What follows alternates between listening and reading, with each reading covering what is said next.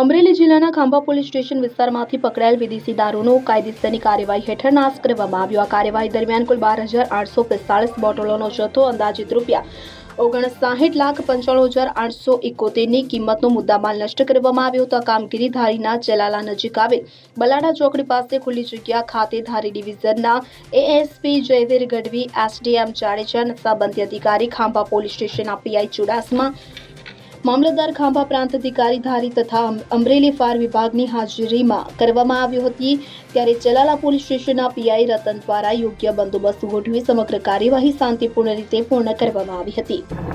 આજ રોજ ધારી ડિવિઝનના ખાંભા પોલીસ સ્ટેશનના જે પ્રોહિબિશનનો મુદ્દામાલ છે એને નાશની કામગીરી રાખવામાં આવેલી છે, જેનામાં માનનીય એસડીએમ ધારી સાહેબ, ખાંભા પીઆઈ અને જે પ્રોહિબિશન અધિકારીઓ છે હાજર રહેલા છે। આજ રોજ કુલ જે નાશપાત્ર બોટલો છે એ 17 ગુનાની 12,845 છે, જેની કુલ મુદ્દામાલની કિંમત 59,95,371 છે। દરેક અધિકારીઓની ઉપસ્થિતિમાં આજે છે બધી બોટલોનો એનો નિકાલ કરવામાં આવેલું છે। મેહુલ ત્રિવેદી સાથે CN24 ન્યૂઝ અમરેલી। હવે જુઓ દેશ દુનિયાની તમામ ખબરો તમારી આંગળીના ટેરવે।